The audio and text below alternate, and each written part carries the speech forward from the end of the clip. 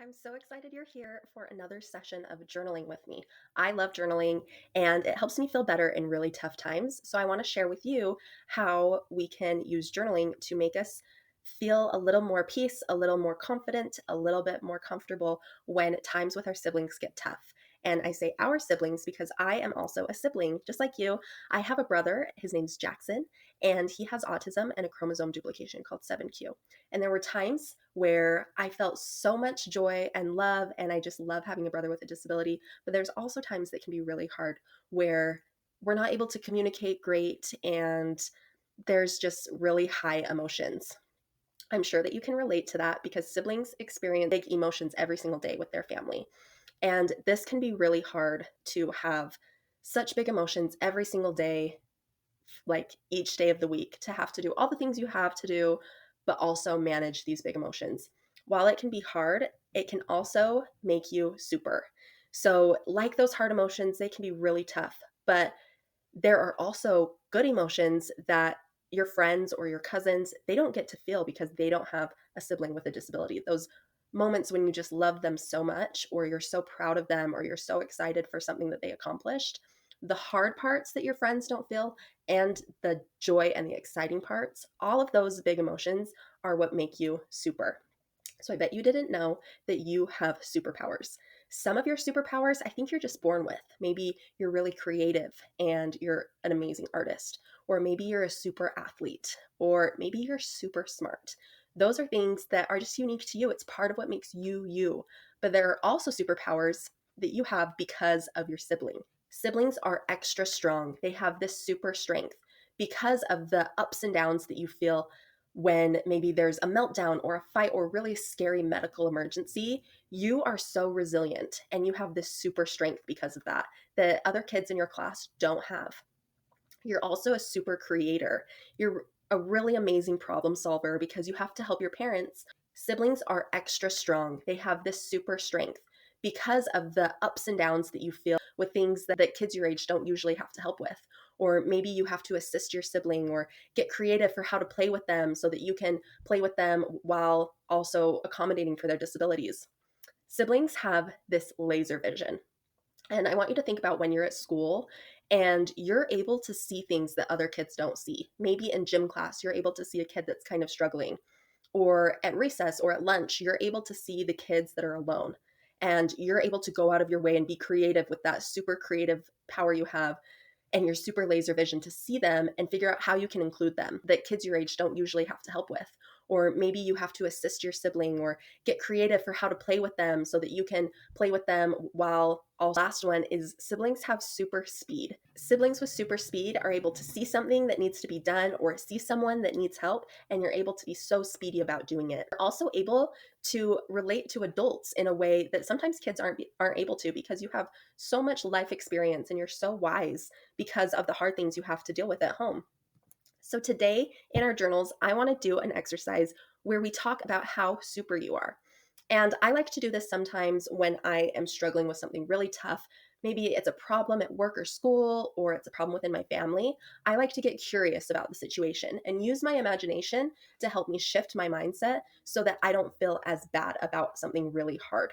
So, being a sibling is really hard, but there are also good things. So, let's use our imagination for the bad and the good to create a story about how you are so super. This could be something totally made up where you emphasize your strengths and the things that you're really good at home, and you make up a story that's all curiosity and imagination. Or you could write a story that has actually happened in real life. What is a challenge you face and how do you overcome it? So I want you to pause this video, start writing, and if you don't have ideas, it's okay. My biggest tip for when you get a blank mind and you can't think of anything is to just keep writing. So maybe you just write details about where your character lives. What do they look like? And as you keep writing and keep that pen moving, ideas will come, I promise. So when you're done with your exercise, re-pause this video and let's talk about what you wrote.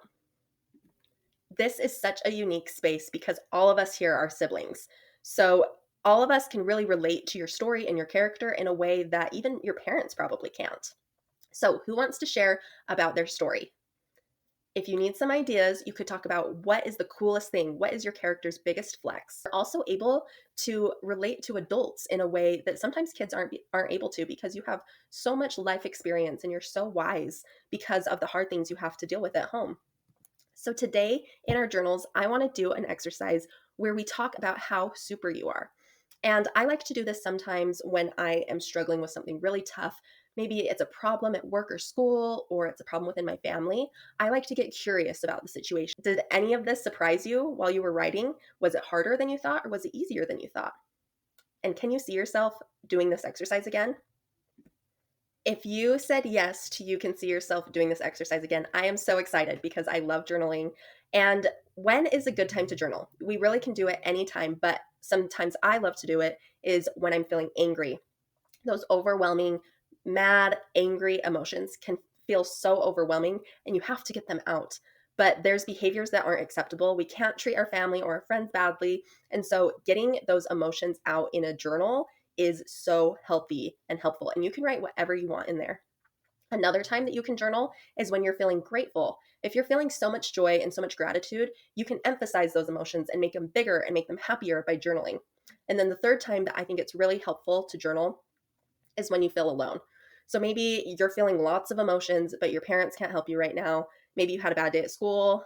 Maybe you want to take your journal to recess or to lunch so you can do this exercise when you're feeling lonely.